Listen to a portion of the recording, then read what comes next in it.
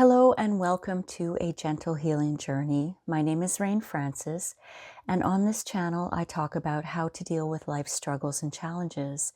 This video is part of my series about why we stay in emotionally abusive relationships. But of course, this could apply to any type of abusive situation. Today I'm going to talk about the 9th reason why we stay, a gradual loss of confidence. Intimate partner abuse slowly erodes a person's self-worth. When you experience continual gaslighting, manipulation, belittling, and other types of abuse, you start to question your own judgment and your own abilities. When someone tells you over and over that you're worthless, you're stupid, you're bad, incapable, sometimes you begin to believe it. This kills your confidence, and it can make the idea of leaving the relationship too overwhelming. You may actually believe that you couldn't survive on your own. And you know, this topic is very related to last week's topic of dismissive behavior. I was going to put them together in one video, but there is just so much to say about each one. It's kind of like the chicken and egg theory. It's a loop. The more someone dismisses the abuse, the more their self-worth erodes. The more the self-worth erodes, the easier it becomes to dismiss the abuse, you see? It's like its own little cycle in a way. If you're interested in knowing more about dismissive behavior, I'll link that up in the cards and I'll put a link in the description below. I was reading an article in a psychology journal about the short-term effects of emotional abuse on a victim. The short-term effects included self-doubt, shame, confusion, low self-esteem, feelings of powerlessness. And there was a whole list of long-term effects as well, which I think I'm going to discuss in another video, but I wanted to stick to the short-term effects for now.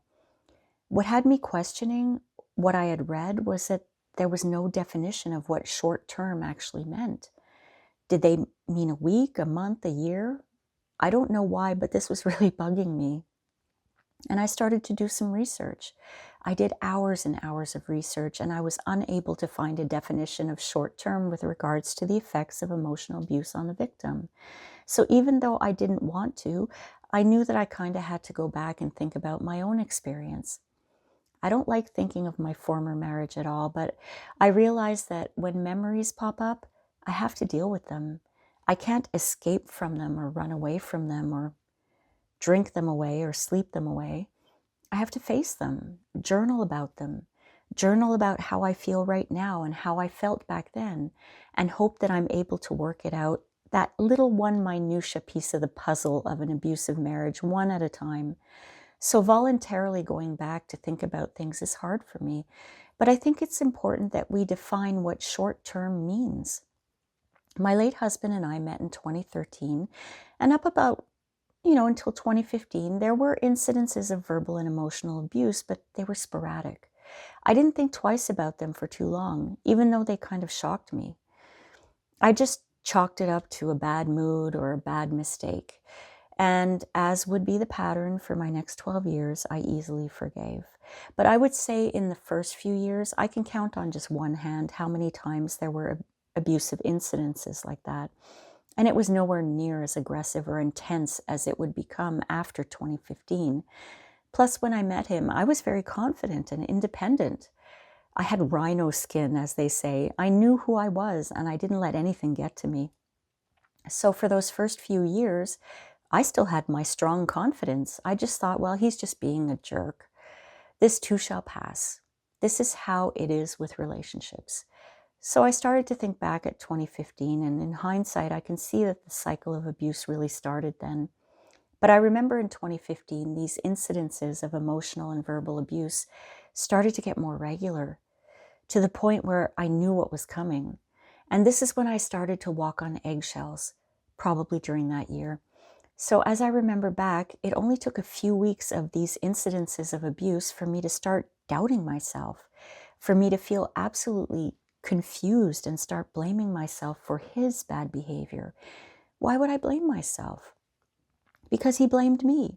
He said that it was my fault that he treated me the way he did because I was a bad person. So if we take my example, short term means weeks. If an otherwise confident person can develop self-doubt, shame, confusion, low self-esteem, and powerlessness only after a few weeks in an abusive relationship. This really shows you how damaging it is to all people who have to go through any type of abuse. And it doesn't discriminate. Like I said, I was very confident when I met him. But the continual cycle of abuse mixed with the short-term effects, my hope that things would improve, and making excuses for his behavior, this all resulted in a gradual loss of my very once strong self-confidence. When you experience intimate partner abuse, when you're stuck in that cycle of abuse, so many feelings whirl around your mind and in your heart. You feel unwanted and used. You live in constant fear of upsetting your partner. You change your behavior to avoid upsetting your partner. You have difficulty sleeping, focusing, and enjoying things that you always enjoyed before.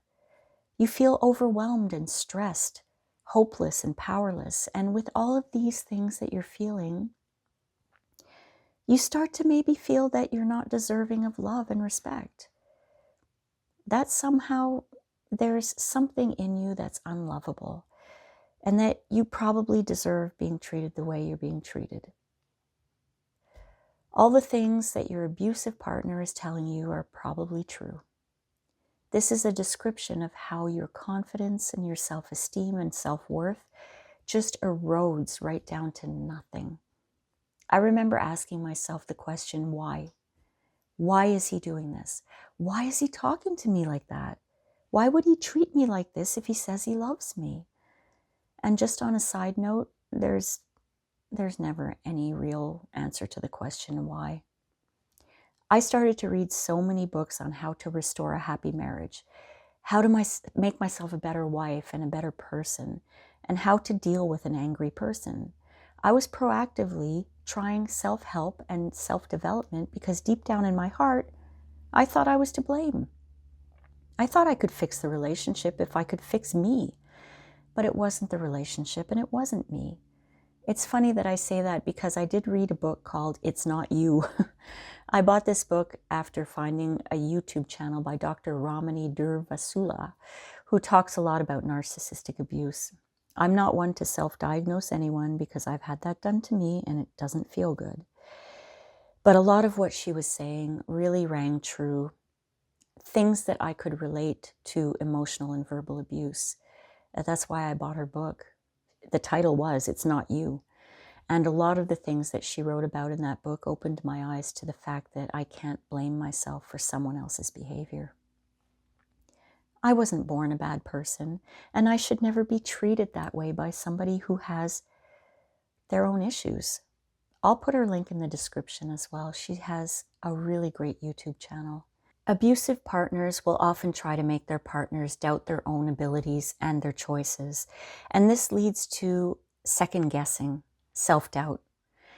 Criticism, constant criticism, makes a person feel like they're incapable. At one point, my late husband went vegan. The criticism that I experienced from him because I was eating meat was like intolerable. I also remember at one point he suddenly didn't like my cooking anymore. He became quite the food critic, and it resulted in me just not cooking for him anymore. And I have to say, one of the things that I loved the most about being a couple was making dinners for us and sharing meals. But that stopped back in 2022. It was just too insulting to go through. Other things that abusers can do is they can hide demeaning remarks behind humor, using sarcasm or joking at the other person's expense, and then dismissing accountability by saying, "Can't you take a joke?" When a person is excelling in one of their passions or at their work, the abusive partner can try to crush their confidence by attacking their strengths, their hobbies, or their interests, anything that brings them happiness. They can say, "Oh, this is a useless waste of time." This robs a person of their joy. They can make their victim feel inadequate by comparing them to other people, and that creates a need for outside validation and approval. Public humiliation is another one that can make a person feel absolutely horrible. And this happened once to me, and I just didn't want to go out to that place ever again. I lost a lot of confidence that day. I remember that. Emotional and verbal abuse robs you of your feeling of safety. And by safety, I mean feeling like you can't be yourself anymore. Not having to alter or change your words, behaviors, the way you dress, just so that you don't set off an explosion from somebody who treats you badly to begin with. I know that I changed some of my habits so that I wouldn't upset him. I stopped wearing nail polish. One of the things that I absolutely loved to do because it made me feel pretty and feminine. But he told me that nail polish made him feel nauseous and that if he saw me wearing nail polish, he would probably vomit. He asked me to wear gloves if I ever wore nail polish. And as horrible as this is to admit, I wore gloves whenever I wore nail polish. And usually I only wore nail polish when I was doing live streams on my old channel. And as soon as the live stream was over, unless I had another one to do the next day, I would go outside and remove the nail polish, put the cotton balls in a plastic doggy poop bag and throw it out in the garbage bin outside. He didn't want to smell the nail polish remover either. I remember there were days in the winter where I was outside removing my nail polish during a snowstorm. The woman you're looking at right now, though, I would never do that again. But as his abuse gradually chipped away at my self-esteem and at my self-worth, I got into the habit of doing whatever it took to survive every day. And I'm inserting this here as I always do. I didn't marry a monster, and it wasn't 24/7. We had months and even years of happiness, but during the last 4 years that we were together, before he took his life, this was my reality. Tiptoeing around my own home, trying to make sure that the dogs weren't acting like dogs, running around playing and barking, because that angered him. I often got yelled at because one of the dogs woke him up. It wasn't a life, it was an existence. And because I didn't think much of myself, I didn't think it was worth changing anything. I remember saying to myself, well, Rain, this is just your lot in life, so you better get used to it. I didn't think there was any way out. I was beaten down emotionally and mentally so badly that even if there was a way out that would have been easy for me, I couldn't see it. And when you're under chronic stress like that, it affects you physically as well. I suffered week-long migraines for about 7 years while we were together. I had so much anxiety that I had trouble swallowing solid food. The IBS that I suffer, it got much worse. And at a point, I actually noticed my hair was falling out. And it's important to mention as well, when you start to have chronic physical pain, this adds to the feelings of low self-worth. And these were all things that happened to me. And it was all due to the cycle of abuse. He took his life just over a year ago, and I don't have any of those problems anymore. The IBS, yes, I have flare-ups once in a while when I'm under high stress or if I don't take care of my stress management, but all of the other physical symptoms that I had, they're all gone. And I've been actively working on restoring my self-esteem and my confidence, and I'm feeling much better about myself now. All of these tactics leave you feeling confused, and even when the facts are right in front of you, it may leave you feeling like you always have to be the one to apologize, because it's definitely your fault. Because you lack confidence, you need to run your decisions by other people to see what they think. And maybe you start overthinking things because you don't trust your own choices. And even after the abuse ends, you're in a heightened state of alert. You still don't feel safe being yourself. You still don't trust your decision-making abilities. You still feel worthless. So if you've been through a cycle of abuse and the abuse ends, let's say maybe for 3 months. For those 3 months, you may still be walking on eggshells because it's just a matter of time before it starts again. This creates chronic stress. This creates a chronic feeling of lack of confidence and self-worth, and this is due to prolonged trauma. If we think of the cycle of abuse, specifically about verbal and emotional abuse, it's psychological. It messes with your mind and with your emotions. So it's no wonder it creates such havoc on your self-esteem and your self-confidence. But the effect it has on your physical health is just as alarming. I read on psychcentral.com that emotional abuse has been found to cause symptoms of IBS to flare up. So that just shows you a little bit of the connection between the cycle of abuse and physical ailments as well. Emotional and verbal abuse are weapons, and they can destroy a person. It's just so sad to me. I often said that I would have preferred if he punched me in the face rather than mess with my mind and my emotions. And that's just as sad when you get to the point where you're wishing for that. I read an article by an Indian doctor named Pratibha Devi. She wrote these words, and she's referring to child abuse. Emotional maltreatment is one of the biggest social evils and has been happening in all societies. It's more dangerous than physical abuse. It has been found that every second a child is emotionally abused in India. It can seriously damage a child's emotional health and development, including self-concept, self-esteem, adjustment, etc. Mental health in young people get affected by emotional abuse, as mental health includes a person's ability to balance between life activities and efforts to achieve psychological resilience. Self-concept is our personal information of who we are, comprising of all of our thoughts and feelings regarding ourselves physically, personally, and socially. Now, as mentioned, she was referring to child abuse, but after I read this, I could see how this relates to intimate partner abuse in adults. She wrote that emotional abuse is one of the biggest social evils. Definitely agree with this, because emotional and verbal abuse is invisible to the public eye. Unless the victim is brave enough or willing enough to break the silence, it's going to go on, and no one will necessarily know about it. And as she mentioned, emotional abuse can seriously damage a child's emotional health, development, self-concept, and self-esteem. And this is definitely true with adults as well. You get stuck. You're trapped. When you have good news, it's dismissed, mocked, or ignored. When you try to shine bright, they dim your light.